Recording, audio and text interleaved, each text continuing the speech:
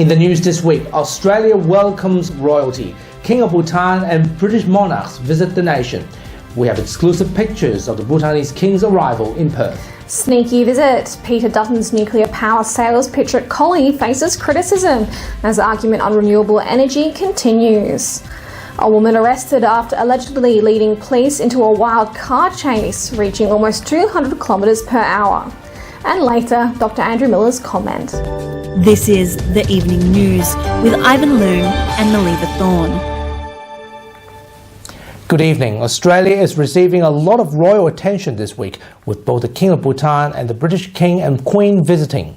First, in a rare event, the King of Bhutan and members of his royal family visited Perth during their first nationwide tour. WAMA News captured exclusive pictures of His Majesty's arrival at Perth Airport and HBF Park, where more than 19,000 people were waiting to greet him. Paige Reid takes us through the coverage. The King of Bhutan and members of his royal family touched down in Perth this week as part of their nationwide tour. A significant vehicle convoy was seen leaving Perth Airport at the start of the week, and WAMN News was there to capture the moment. Following that, WAMN News exclusively captured the moment when His Majesty the King and the Bhutanese royal family arrived at HBF Park, where almost 20,000 people gathered to see him in person. As you can see, the convoy arrived quickly, with His Majesty the King stepping out first, followed by members of his family. As members of the public stood by the side gate with flowers, the Bhutanese Queen looked back with a beautiful smile. The King and his family greeted awaiting members of the community before being escorted into the stadium through the gate. Kama, you are the lead protocol. Tell me very quickly, in 30 seconds, how did it all happen to you? How did it all came together? As soon as we heard the news from our community organisation, we have a community organisation called the Association of Bhutanese in Perth, ABPI. The president rang us up and said, look, there's a very important event coming up, and we want our leaders to come together. And then this is when everyone came together, and then we got the news saying the King is coming here. And out of excitement, I think it was a really fortunate opportunity for us. And that's how everything came up. So the King has came to Perth. Your job as the lead coordinator is to coordinate the entire event, is to link people together. That's your job. Yes. So one of the important questions I have to ask you is, you managed to get a photo with the King, and my understanding is that he has talked to you. What did he say? For me and my team, it was not just His Majesty, but also Her Majesty, the Queen. Both of them said, we understand that the behind-the-scene job, what it takes to organise such a big event like this for over 25,000 people here in Perth. And from the bottom of my heart, the King and Queen mentioned that we thank you. And these are the two very important words they have spoken to us. We've also heard that His Majesty visited David Jones in Perth City on Thursday afternoon during his stay. Before arriving in Perth, the 44-year-old King met with Prime Minister Anthony Albanese and other federal politicians, including WA Senator Dean Smith. Bhutan may only be a small Asian country located at the foot of the Himalayas between China and India, but this trip is significant as it aims to build closer ties with Australia. Around 5,000 Bhutanese people currently live in Perth, and this number continues to rise. Paige Reid, WAMN News. It's been another tumultuous week for both sides of politics, with federal opposition leader Peter Dutton accused of hiding from Collie locals and the media as he was caught on a secret trip to discuss nuclear power in the regional West Australian town. Labor, on the other hand, has lost one of their most senior MPs, as current State Parliament Speaker and former Police Minister Michelle Roberts announced her retirement in politics. Here is Peter Kennedy with his take. Federal opposition leader Peter Dutton's unannounced visit to Collie has thrust the issue of nuclear power back into the spotlight. Mr Dutton has earmarked Collie as a location for nuclear power generation in Western Australia should the Liberals win the next federal election. There's been some uncertainty about it, there's been some nervousness about it. Environmentalists have raised some issues, and obviously it's Mr Dutton's job to put those concerns to rest, pointing to experience overseas. But that's an issue for Mr Dutton. It's a big issue for the next election, and it's a big gamble by the Liberal Party to go to give nuclear power a place in the opposition's mix for Australia's future power generation. How it plays out as an election issue, of course, is yet to be seen. But the job of Mr Dutton is to settle the issue down if he can and make sure that the issues are fully understood. He believes there's not a major threat to the local environment. Nuclear waste, for instance, can be satisfactorily stored, and he's got to convince the locals who will be voting in the federal election in the first half of next year that that is the case. And he'll be looking and pointing to overseas experience and also raising the point that Australia is a major uranium producer. We export uranium to other countries for the generation of nuclear power. And he will say, why can't it be used here? It's used safely overseas. Why can't it be used safely here? That's the job for Mr Dutton. The other big development has been the decision of Michelle Roberts, a Labor Party stalwart and Speaker of the Legislative Assembly, to retire at the next election. Michelle Roberts has been in the Parliament for 30 years. She's the longest serving member in the Parliament, let alone the longest serving woman MP. And with the departure of her goes a lot of experience in West Australian politics. And state Labor will miss that experience, because it's not only Michelle Roberts retiring, there's a big exodus from the Labor Party, the Parliamentary Labor Party, at the next election, and a lot of experience is walking out the door. Will it affect Labor's election chances? Probably not. But will it mean that it'll be a less experienced Parliamentary Labor Party after the next election and in government, as it would expect to be? Yes, that's probably the case. However, in politics, no one's indispensable. Time marches on.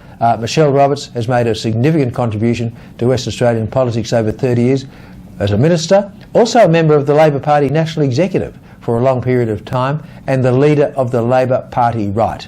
And without her leadership, how will the right perform in the Cook government? That brings an imponderable as to internal Labor Party politics. Nevertheless, Michelle Roberts will retire after making a significant contribution to West Australian politics.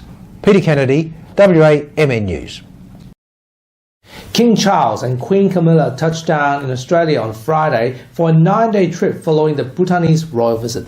The Sydney Opera House has been illuminated in royal blue and has projected a photo of King Charles and Queen Camilla onto the building as a sign of welcome.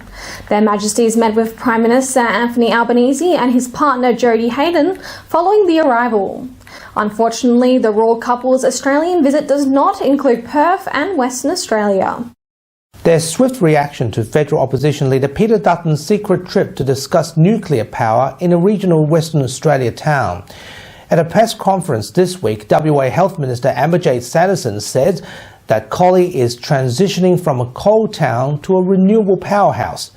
She also believes that Mr Dutton's quiet visit shows he is embarrassed of his policies. Under the Cook Labor government, Collie is a thriving town, and it has successfully transitioned and will successfully transition from being a coal town with an uncertain future to being a thriving global renewable powerhouse and tourism centre. So this government has given Collie a bright future, and the residents of Collie will make their voices heard at the next election. He was heckled by protesters while he was there, basically arguing that he should have done more to meet with locals. What do you make of that? Well, I think if Peter Dutton was proud of his nuclear policy, he would be proud to openly talk about it. He'd be proud to take the media down to Collie. He'd be proud to communicate with the community about it, and he's clearly embarrassed about his nuclear policy. Following the recent ousting of former Australian Nursing Union WA State Secretary Mark Olsen, a new State Secretary has been selected. At a media conference this week, new State Secretary Romina Rashilla fronted the press. Formerly the ANF IUWP Vice President, Ms Rashilla is wanting stability within the ANF and to focus on moving into the future, following a long era of uncertainty. As State Secretary, it's my mission to ensure that our industry not only survives these challenges, but thrives. My recent experience, both as a registered nurse, a manager and Vice President of the ANF, is what inspired me to step up for this role. I will draw on the experience to guide my leadership and ensure the ANF remains a strong voice for all our members. WA police arrested a woman after a car chase in Pinjarra this week. Detectives charged her with 10 offences after she evaded police in a stolen SUV. Police first tried to stop the vehicle at around 11 a.m, but halted the pursuit due to safety concerns. Authorities will also allege that the chase almost reached 200 kilometres per hour. Later, the police air wing unit tracked down the SUV, which stopped at a bidding up service station, where 3 occupants fled but were quickly arrested. 23-year-old woman faces charges while 2 teenagers with her were referred to the juvenile justice team. She will appear in a Bunbury Magistrates Court on October 28th. A police spokesman says the woman recklessly endangered the lives of innocent road users during this incident, while also putting her own life and that of 2 young children in grave danger. The WA government has announced that they will create a permanent medical respite centre for West Australians doing it tough. The centre, which is to help homeless people recuperating from medical issues after visiting hospital, will be transformed from a former aged care home in Carlisle. It is to open towards the end of next week once refurbishment has been finished, and will keep its current name of Ellison House. The first medical respite house in a building owned by the state government, it will importantly be able to care for those who are in a wheelchair, as well as women who have faced gender-based violence. It will connect patients to social supports, organisations and the community to aid them in escaping homelessness. The house will have 20 beds and will be maintained by a number of organisations that are non-government, such as Ruhr Community Services, Homeless Healthcare and Uniting WA. The centre will be opened 24 hours a day, 7 days a week with staff on shift. And now here's Dr. Andrew Miller with his weekly medical and news commentary. Hi, thanks for your time. I went to the AMA WA Awards night last night at the Australian Medical Association and saw Dr. Ramia Rahman receive an award for advocacy. It makes some great points about how we need to have a sustainable team in order to successfully and sustainably advocate for healthcare improvements in the long term. Also saw some good speeches by the Health Minister, Amber J. Sanderson, and the local President, Michael Page, who is making the point that experiments with replacing doctors with things like physician assistants in the UK are the wrong path to go down. What we need to do is train more doctors and maintain the excellent system that we have in Australia. We've seen in other jurisdictions where they try to bring in under-trained providers to be doing diagnostics, then in fact what happens in the long run is you not only reduce the quality, you also increase the expense. As wrong diagnoses are made, more and more tests are done, and people come to harm. So great to see an evening focusing on the excellence and achievements in health and in medicine in WA. A lot of good people pulling in the right direction to try and make a very complex system work better. Thanks for your time. Thanks, Doctor. And now, speaking of the royal family, isn't it exciting, Ivan? 2 royal families in Australia at once. At the same time, they also achieved some historic records together at the same week. So the Bhutanese king, he is fairly young, he's 44, but he took Rowan around in his 30s.